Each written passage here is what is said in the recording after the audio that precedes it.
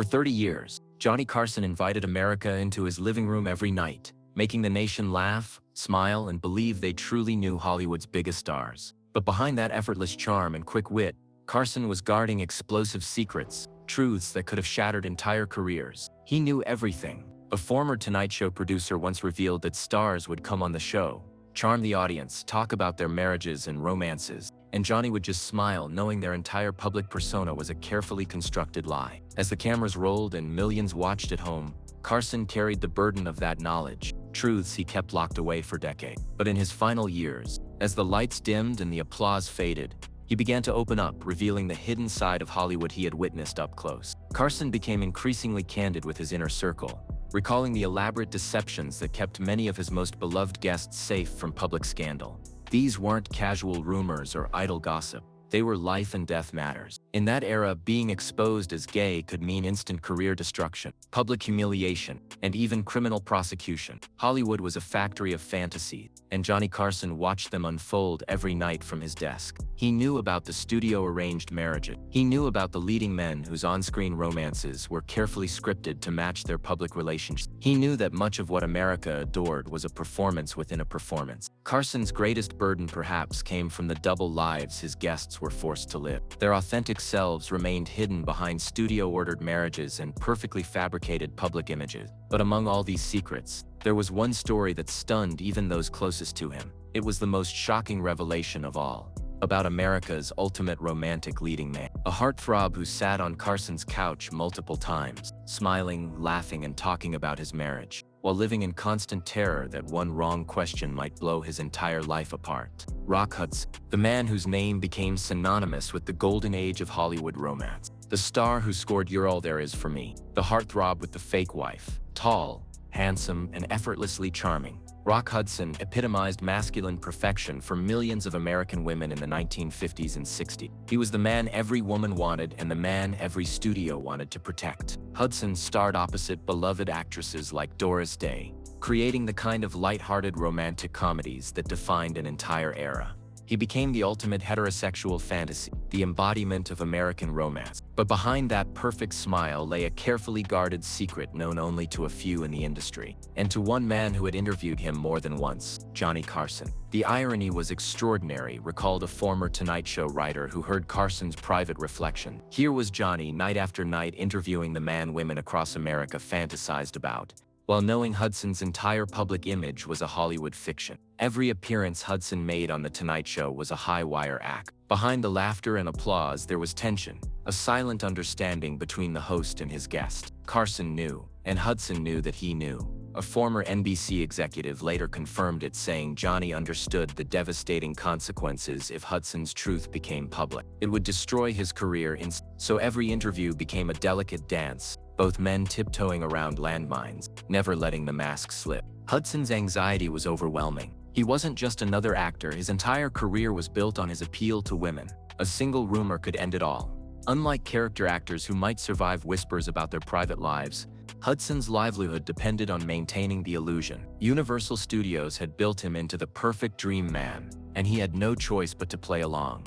His marriage was an arrangement, his persona, a studio masterpiece, and Johnny Carson, sitting behind his desks, saw through it all. As Carson reflected on his legacy in later years, those secrets weighed heavily on him. The laughter, the questions, the jokes, all taking place while he knew his guests were living under immense fear and pressure. He took most of these stories to his grave, but before he passed, he revealed just enough to remind us that even in Hollywood's brightest spotlight, some of the greatest stars were fighting their darkest battles in silence. This wasn't just about personal privacy, explained a film historian specializing in Hollywood's golden age. Hudson's agent, Henry Wilson, had arranged his entire life, including a marriage to Wilson's own secretary, Phyllis Gates, to protect the fictional image that made Hudson a star. The stakes couldn't have been higher. The marriage to Gates lasted only 3 years, from 1955 to 1958, but it served its purpose. It quieted rumors about Hudson's sexuality and upheld the illusion that Hollywood demanded. Those familiar with Carson's private conversations recall that the host found these studio-arranged lavender marriages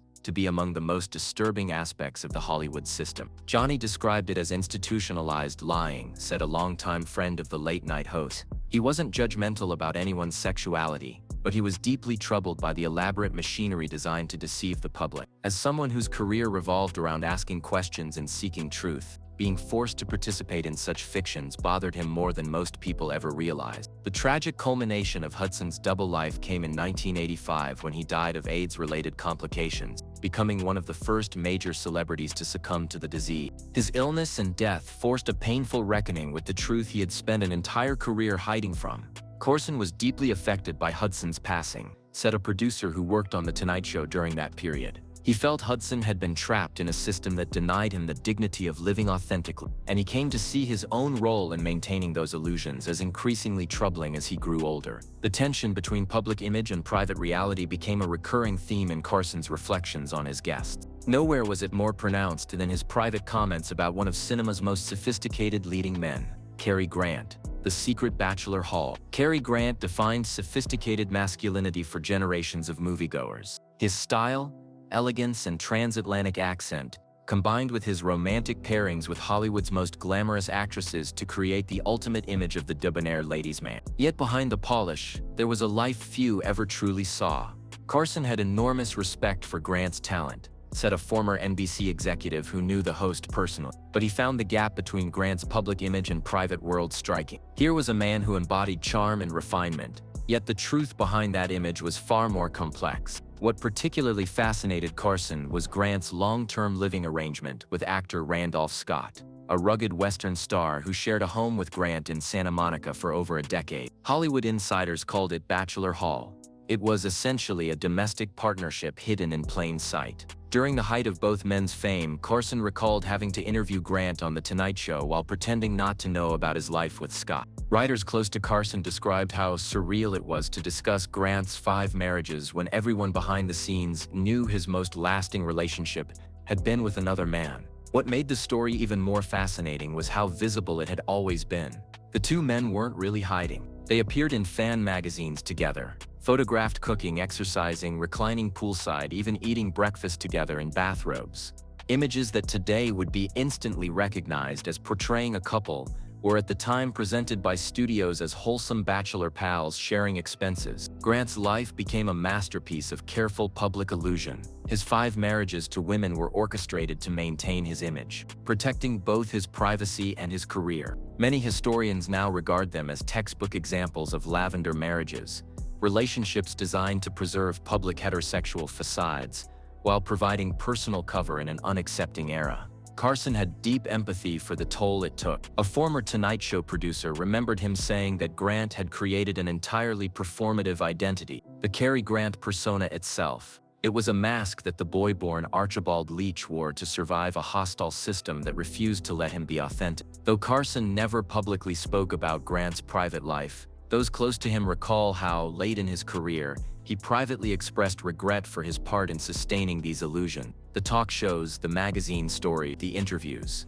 all the machinery that polished the myths of Hollywood's carefully packaged stars. Johnny believed that his show had, in some way, helped to maintain the system that forced people like Grant to lead double lives. That uneasy balance between entertainment and deception, between public narrative and private truth, haunted him more as he aged and reflected on the vast archive of stories he had helped to tell. The pattern that had shaped lives like Hudson's and Grant's would soon reappear in his memories of what the world believed to be Hollywood's greatest love story. Katharine Hepburn and Spencer Tracy, the 26-year cover-up. Their names became synonymous with passion and devotion, celebrated as one of Hollywood's greatest romances. For 26 years, their relationship was portrayed as the epitome of love and loyalty, a partnership that triumphed in spite of Tracy's refusal to divorce his wife. But those who knew Carson say he understood that this too was an elaborate myth. He had interviewed Katharine Hepburn multiple times. He admired her intelligence, independence, and wit. Yet he was fascinated by how completely the public believed in her relationship with Tracy,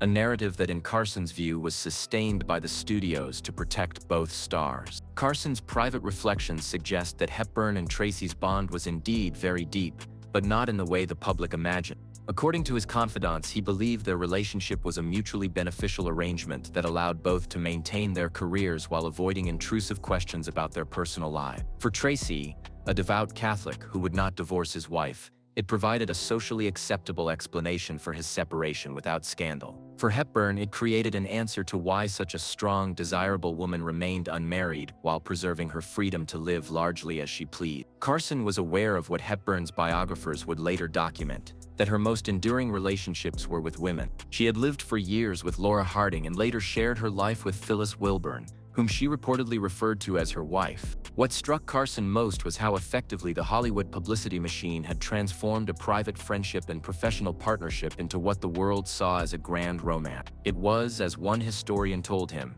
perhaps the most successful myth ever produced by the studio system. Tracy's alcoholism and long absences gave Hepburn independence. Her loyalty to him during his final illness completed the myth, cementing their image as lovers united by tragedy. But Carson knew that the truth, much like many of the stories he had helped broadcast to America, was far more complicated. As he grew older, he found it impossible to separate the glamour of Hollywood from the layers of fiction that surrounded it. All those public images, studio-created romances, and controlled narratives that hid the real people behind the camera smiles. Johnny Carson had built an empire on conversation, charm, and laughter. But what he carried privately were the truths that could never be spoken, the double lives, the hidden hearts, and the great performances that weren't confined to the screen at all. The arrangement provided cover for both stars, while creating a story so compelling that it continues to overshadow more complex truths about their lives. Johnny would often remark that Hepburn's strategy for maintaining privacy was brilliant, said a former colleague. Rather than participating in studio-arranged romances or public events, she withdrew from the Hollywood scene almost entirely, building her life in Connecticut and New York, far from the reach of gossip columnists and publicity machine. The relationship with Tracy provided the perfect shield for this independence. Carson found Hepburn's androgynous style particularly fascinating, a quiet act of rebellion that carried deep meaning. At a time when women in Hollywood were forced into rigid definitions of femininity, her trousers, flat shoes, and casual confidence were more than fashion statements. They were subtle symbols of authenticity in a world built on illusion. He had enormous respect for how Hepburn managed to carve a space to live partially as herself in an industry built to control and confine, reflected a writer who worked closely with Carson. She represented to him the rare example of someone who had found dignity within a system of artifice, someone who learned to bend the rules rather than break them publicly. That same tension between public image and private truth returned when Carson reflected on another Hollywood titan, an actor whose intensity on screen may have been driven by the strain of his own double life. Marlon Brando. The Open Secret. Brando revolutionized acting. His performances in A Streetcar Named Desire, On the Waterfront, and later The Godfather changed the language of cinema forever. Raw, unfiltered, and painfully human, he projected truth more powerfully than anyone else of his generation. Yet according to those who knew Carson best, the host was fascinated by the contradiction that defined Brando's life. Brando was celebrated as the ultimate symbol of authenticity on screen, but in private he lived under the same pressures of image management as his predecessors. Carson interviewed him several times and found him unpredictable, elusive, at times brilliant and impossible in equal measure. Behind the charisma was someone deeply aware of how far his personal reality diverged from the image the world demanded from him. Hollywood painted Brando as the flawless male icon, a heterosexual conqueror of women, the embodiment of unrefined virility. Publicists promoted his affairs, marriages, and fatherhood to uphold a cultural ideal. Yet Carson and many others quietly understood that Brando's sexuality was far more fluid than the tabloids ever suggested. Johnny would comment on the irony, recalled a former Tonight Show writer. Here was Brando, the prophet of realism, the man who stripped performance to its emotional core.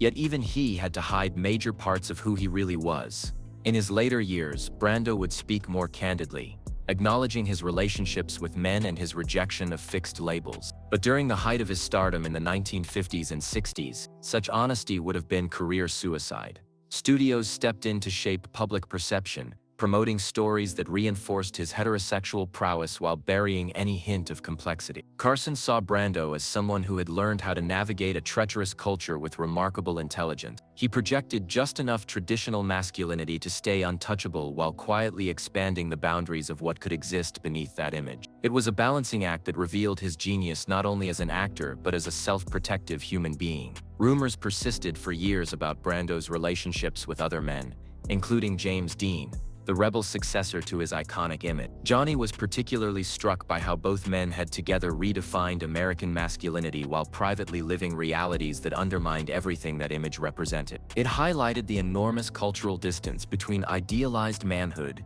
and actual human truth. The same paradox returned in Carson's reflections on Dean himself, a figure whose short life and sudden death preserved his image before truth could ever challenge it. James Dean, the paid-for career. Dean's rise was meteoric and heartbreaking. With only 3 films east of Eden, Rebel Without a Cause, and Giant, he became the eternal face of youthful rebellion. To audiences, Dean embodied authenticity, vulnerability, and raw emotion at a time when everything in Hollywood seemed manufactured. But Carson saw the shadows behind that mythology. Though Johnny never met Dean, his private conversations revealed a deep awareness of the stories that surrounded the young star. He had heard them from producers, agents, and actors who had been part of that same web of power and silence. What disturbed him most were the persistent allegations that Dean had been drawn into relationships of convenience with older, powerful men who could advance his career. These rumors, which have lingered for decades, painted a cruel picture of how young actors navigated an industry built on exploitation. Carson didn't judge Dean, those close to him said. He saw him as another victim of a system that demanded beauty, punished vulnerability,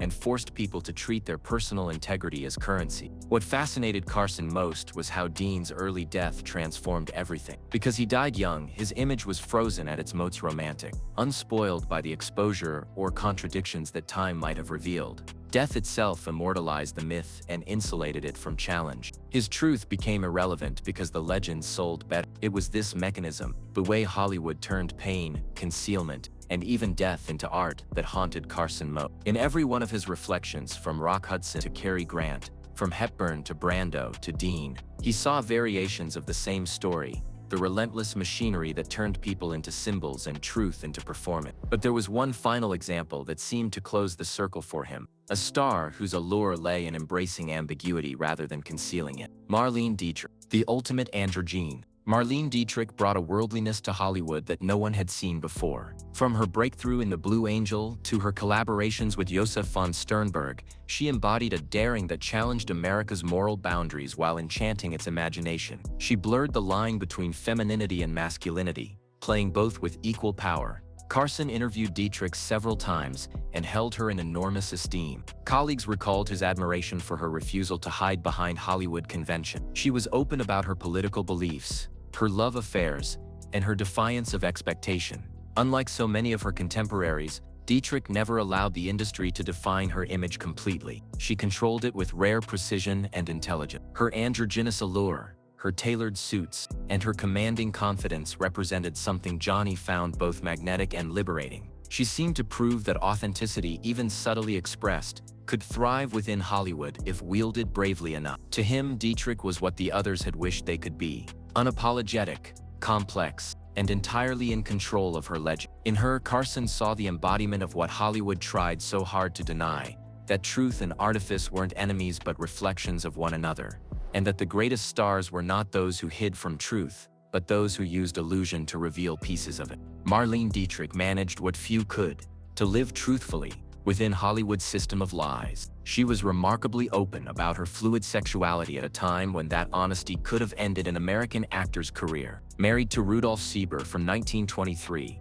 until his death in 1976, she quietly pursued relationships with both men and women, writers, actresses, and artists, without apology. What impressed Johnny was her refusal to feel shame. Her European sophistication gave her cover, transforming what would have been taboo into art. Her suits, low voice, and commanding presence blurred gender in a way that fascinated audiences. She made ambiguity part of her mystique, turning identity into allure. She hid in plain sight. Carson once remarked to a friend. Dietrich stylized her truth, making her freedom seem like fashion. Her open marriage allowed her independence, while Sieber lived elsewhere with another companion. To Johnny, this was proof of Hollywood's double standard. Dietrich could get away with what an American-born actress never could. He saw her as a rare figure who found partial authenticity within an industry built on performance. Then came the story that broke his heart most deeply: Raymond Burr, The Lifelong Lie. Beloved for Perry Mason and Ironside, Burr played the ultimate truth seeker. Yet privately he constructed one of Hollywood's most elaborate fictions. He claimed multiple marriages, a wife and child killed in wartime, military service that never happened, all untrue. Carson said it felt like interviewing a character, not a man. Burr had built a false biography just to survive. Behind that act was a devoted partnership of 3 decades with Robert Benavides, his colleague on Perry Mason. Publicly business partners, they shared a life of quiet love and hidden strength. Johnny saw the irony. An actor admired for defending truth, forced to live inside a lie. He often reflected on how much discipline it took to keep such a charade alive, and how much pain it must have carried. After Burr's death in 1993, the truth finally emerged. Carson's response, recalled by a friend, was sadness, not shock. He just did what the times demanded, he said, seeing in Burr's story every star who had to disguise humanity behind public expectation. Another pair embodied that same bittersweet balance. Charles Laughton and Elsa Lanchester, the double fake. They were one of Hollywood's most respected couples, linked from 1929 until Laughton's death in 1962. To the world, they were the perfect artistic partnership. But according to those who spoke with Carson, both were gay. Their marriage was not deception, but compromise, a creative alliance built on trust and mutual protection. It lasted because honesty existed privately, if not publicly. Lanchester's later autobiography carefully sidestepped the subject, a silence typical for her generation. Johnny respected their quiet courage. They had built a pentrip that allowed them to survive together, long before openness was possible. And then there was Tyrone Power, the matinee idol's secret escapes. Handsome, refined, and magnetic, Power defined Hollywood beauty. But Johnny learned from old friends in the business that Power's public charm masked an intensely private self. By day, the hero of The Mark of Zorro and Blood and Sand. By night, a man living carefully divided lives, conducting relationships under the strictest secrecy, while studios arranged photo ops with actresses. His marriages to Annabella, Linda Christian, and Debbie Menardos provided a perfect facade. Yet Johnny viewed Power's life as a study in contradiction. The more perfect the image, the less freedom behind it. Power's beauty had been both a blessing and a cage. His death in 1958 at only 44 froze that image forever. Handsome, heroic, untroubled. But the whispers and wounds beneath it never had a chance to heal. Looking back, Carson saw all these lives: Hudson, Grant, Hepburn, Brando, Dean, Dietrich, Burr, Laughton, Power, not as scandal, but survival. They were stories of people forced to divide themselves just to exist in public. To Carson, these weren't tales of deceit. They were acts of endurance in a world that demanded perfection and punished truth. Even after leaving the stage, Carson lived with the knowledge that Hollywood's brightest lights often hid their truest shadows. If you enjoyed exploring this hidden side of Hollywood's golden age, like this video, subscribe to the channel and turn on notifications to discover more untold stories that reveal the truth behind the legend.